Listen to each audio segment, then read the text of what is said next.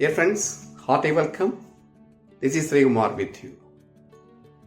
പുതിയൊരു വീഡിയോയിലേക്ക് എല്ലാവർക്കും സ്വാഗതം. അപ്പോൾ നമ്മളുടെ മെയിൻ എന്താണ്? അവർ main aim is to become fluent in English. ഇംഗ്ലീഷിൽ ഫ്ലുവൻ്റ് ആകുക. ഫ്ലുവൻ്റ് ആകുക എന്ന് പറയുമ്പോഴത്തേക്ക് നിർത്താതെ സംസാരിക്കുക എന്നല്ല അതുകൊണ്ടുള്ള അർത്ഥം. കാര്യങ്ങൾ മനസ്സിലാക്കണം, അതിന് കൃത്യമായിട്ട് വലിയ ബുദ്ധിമുട്ട് കൂടാതെ മറുപടി പറയണം. That is called fluency. അതാണ് ഫ്ലുവൻസി എന്ന് പറയുന്നത്, അല്ലാതെ പടപടാ സംസാരിക്കുക എന്നുള്ളതല്ല. അപ്പം അങ്ങനെ ഫ്ലുവൻസി ഉണ്ടാക്കിയെടുക്കണമെങ്കിൽ നമുക്ക് നിരന്തരമായി പ്രാക്ടീസ് ചെയ്യണം. നമ്മൾ ഒരുപാട് ഗ്രാമർ റൂളുകൾ പഠിച്ചിട്ടുണ്ടല്ലേ, ടെൻസുകളെല്ലാം പഠിച്ചിട്ടുണ്ട്, സ്ട്രക്ചറൊക്കെ പഠിച്ചിട്ടുണ്ട്, സെൻറ്റൻസിൻ്റെ ഓരോ ടെൻസിനും വേണം. പക്ഷെ ഇതെല്ലാം പഠിച്ചിട്ടും നമ്മൾ എവിടെയാണ് നിൽക്കുന്നത്? When it's come to speaking, ഒരു സ്പീക്കിങ്ങിലേക്ക് വരുമ്പോഴത്തേക്ക് നമ്മൾ എവിടെ നിൽക്കുന്നു? We are still struggling. ഇപ്പോഴും നമ്മൾ ബുദ്ധിമുട്ടിക്കൊണ്ടിരിക്കുന്നു എന്തെങ്കിലും പറയാനായി. അപ്പം അതിനൊരു പരിഹാരം എന്ന് പറയുന്നത് എന്താണ്? നമ്മളെന്തെങ്കിലും പറഞ്ഞ് ശീലിക്കുക. പറയാൻ എന്ത് പറയണം? വളരെ സിമ്പിളായിട്ടുള്ള കാര്യങ്ങൾ സെലക്ട് ചെയ്യുക, അതിനെക്കുറിച്ച് കുറേ സെൻറ്റൻസുകൾ പറയുക. അതാണ് ഏറ്റവും എളുപ്പ വഴി. അങ്ങനെ വരുമ്പോഴത്തേക്ക് പെട്ടെന്ന് നമ്മുടെ മനസ്സിൽ നിന്ന് സെൻറ്റൻസുകൾ വരുന്നുണ്ടോ എന്ന് നമുക്ക് ചെക്ക് ചെയ്യാൻ പറ്റും. അങ്ങനെ വന്നാലേ നമുക്ക് സംസാരിക്കാൻ പറ്റും. ഇന്ന് ഞാൻ അതുകൊണ്ട് നിങ്ങൾക്ക് തരാൻ പോകുന്ന ഒരു സിമ്പിൾ കാര്യമാണ്, ഒരു സിമ്പിൾ തിങ്. അതായത് നമ്മളെ വീട്ടിലെല്ലാം ഉള്ള ഒരു സാധനം, ഒരു തീപ്പെട്ടി. ആ തീപ്പെട്ടിയെക്കുറിച്ച്, അതായത് മാച്ച് ബോക്സ്, ഒരു 10 സെൻറ്റൻസ് നിങ്ങൾക്ക് ഇംഗ്ലീഷിൽ പറയാൻ പറ്റുമെങ്കിൽ ഇറ്റ്സ് ഓക്കെ. പേടിക്കാനില്ല, നമുക്ക് ഈസി ആയിട്ട് ഇമ്പ്രൂവ് ചെയ്യാം. പറ്റിയില്ലെങ്കിലും പ്രശ്നമില്ല, പറയാനൊന്ന് ശ്രമിക്കാമല്ലോ. ശ്രമിച്ചു കഴിഞ്ഞാൽ നമുക്കത് മെച്ചപ്പെടും. ഓക്കെ, അപ്പം അതിലേക്ക് പോകുന്നതിന് മുമ്പ് 2 ബേസിക് സെൻറ്റൻസുകളൊന്ന് പറയാൻ ഞാൻ ഉദ്ദേശിക്കുന്നു. ഒന്ന് ആക്റ്റീവാണ്, ഒന്ന് passive. Ram kills a snake. Ram kills a snake. Raman ഒരു സ്നേക്കിനെ കൊല്ലുന്നു. അതിനൊന്ന് തിരിച്ചു പറഞ്ഞാലോ? A snake is killed by Ram. A snake is killed by Ram. ഒരു പാമ്പ് രാമനാൽ കൊല്ലപ്പെടുന്നു എന്നാണ് എൻ്റെ അർത്ഥം. അപ്പം ഈസ് കിൽഡ് എന്ന് പറയുമ്പോഴത്തേക്ക് നമ്മൾ പേടിക്കേണ്ട, അത് പാസ്റ്റ് അല്ല, അത് ഈ പ്രസൻറ്റിലുള്ള ഈ സെൻറ്റൻസിൻ്റെ പാസീവ് രൂപമാണ്. അതായത് എൻ്റെ ഓബ്ജക്റ്റിനെ മുന്നിലായിക്കൊണ്ട് നമ്മൾ വേറെ രൂപത്തിൽ എഴുതി എന്നുള്ളതേ ഉള്ളൂ. ആ ഒരു ബേസിക് സെൻറ്റൻസ് നമ്മൾ അറിയണം, എങ്കിലേ ഒരുപാട് കാര്യങ്ങൾ ഇതേപോലെ ആയിരിക്കും പലപ്പോഴും പറയുന്നത്. അടുത്ത ഒരു സെൻസോട് പറയാം. Company coats a chemical. Company ഒരു കെമിക്കൽ കോട്ട് ചെയ്യുന്നു, അതായത് കെമിക്കൽ പൂശുന്നു. ഇനി അതിനെ തിരിച്ചാലോ? A chemical is coated by company. ഒരു കെമിക്കൽ കമ്പനിയാൽ കോട്ട് ചെയ്യപ്പെടുന്നു എന്ന് പറയാം. ശരിക്കും പറഞ്ഞാൽ കമ്പനി കെമിക്കൽ കോട്ട് ചെയ്തു എന്ന് തന്നെയാണ് എൻ്റെ മീനിങ്. തിരിച്ചു പറഞ്ഞു എന്നുള്ളതേ ഉള്ളൂ.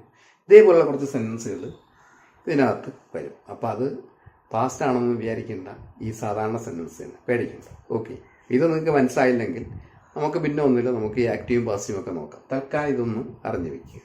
Yes, let us start. Match box. Actually what is match box? ശരിക്കും പറഞ്ഞാൽ എന്താണ് match box? What is it? അതെന്താണ്? അതിനെക്കുറിച്ച് നമുക്ക് എന്തൊക്കെ പറയാൻ പറ്റും? Match box is a small box in which so many matches are there. Match box എന്നുള്ളത് കൊച്ചു ബോക്സാണ്, അതിനകത്ത് കുറേ അധികം മാച്ചസ്, അതായത് മറ്റെന്തോന്ന് മാച്ചസ് എന്ന് വെച്ച് കഴിഞ്ഞാൽ നമ്മൾ തീപ്പെട്ടി തിരികൾ അതിനകത്ത് ഉണ്ടാവും.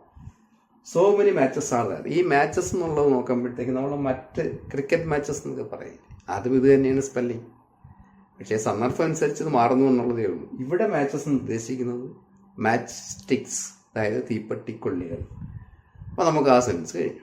ഇനി നമുക്ക് വേറെ സെൻസ് നോക്കാം. How is it made? അതെങ്ങനെയാണ് ഉണ്ടാക്കിയിരിക്കുന്നത്? അതായത് തീപ്പെട്ടിക്കൊള്ളി ഏതിൽ നിന്നും ഉണ്ടാക്കിയിരിക്കുന്നു എന്നാണ് നമ്മുടെ ചോദ്യം. How do we make it? നമ്മളതെങ്ങനെ ഉണ്ടാക്കും? അപ്പം നമ്മളല്ല ഉണ്ടാക്കുന്നത്, കമ്പനിയാണ്. അപ്പോൾ നമുക്ക് കമ്പനിയാണ്. How does a company make it? ഒരു കമ്പനി അതെങ്ങനെയാണ് ഉണ്ടാക്കുന്നത് എന്ന് ചോദിച്ചു കഴിഞ്ഞാൽ അത് ഉണ്ടാക്കിയ മെറ്റീരിയൽ നമുക്ക് പറയാം, അല്ലേ? എന്താണ് എൻ്റെ material? Usually match sticks are made of wood. Wood കൊണ്ടാണ് മാച്ച് സ്റ്റിക്സ് ഉണ്ടാക്കുന്നത്. Sometimes paper is also used. ചില സമയങ്ങളിൽ പേപ്പറും യൂസ് ചെയ്യുന്നു. അത് കഴിഞ്ഞല്ലോ, ഇനി നമുക്ക് വേറൊന്നിലേക്ക് പോവാം. Do you know how it ignites? അതെങ്ങനെയാണ് ജ്വലിക്കുന്നത്, അതെങ്ങനെയാണ് അതിനെ തീ ഉണ്ടാക്കുന്നത് എന്നാണ് ഇത്. Do you know how it ignites? Ignites എന്ന് വെച്ച് കഴിഞ്ഞാൽ ജ്വലിക്കുക. അല്ലെങ്കിൽ how is fire produce? How is fire produce? എങ്ങനെയാണ് ഉണ്ടാക്കുന്നത്? How is fire created? How is fire formed? ഇങ്ങനെയെല്ലാം ചോദിക്കുക. ഇപ്പം ഇങ്ങനെ ചോദിച്ചാൽ നമുക്ക് എന്താണെന്ന് പറയാം. When we strike a match stick on the sides of a match box it ഇഗ്നേറ്റ്സ്. അതായത് അതിൻ്റെ സൈഡിലേക്ക് നമ്മളൊന്ന് സ്ട്രൈക്ക് ചെയ്യുമ്പോൾ വയ്ക്കുമ്പോൾ എന്ത് ചെയ്യും? അത് ഇഗ്നേറ്റ് ചെയ്യും. അതാണ് അതിൻ്റെ രീതി. അപ്പം അങ്ങനെയാണ് അതിൽ തീ ഉണ്ടാവും. അപ്പോൾ ഈ മാച്ച് സ്റ്റിക്കിൻ്റെ അറ്റത്ത് എന്തുണ്ടെന്ന് നമുക്ക് അതിനു മുമ്പ് പറയണമല്ലോ. Match sticks are coated with a special material at one end.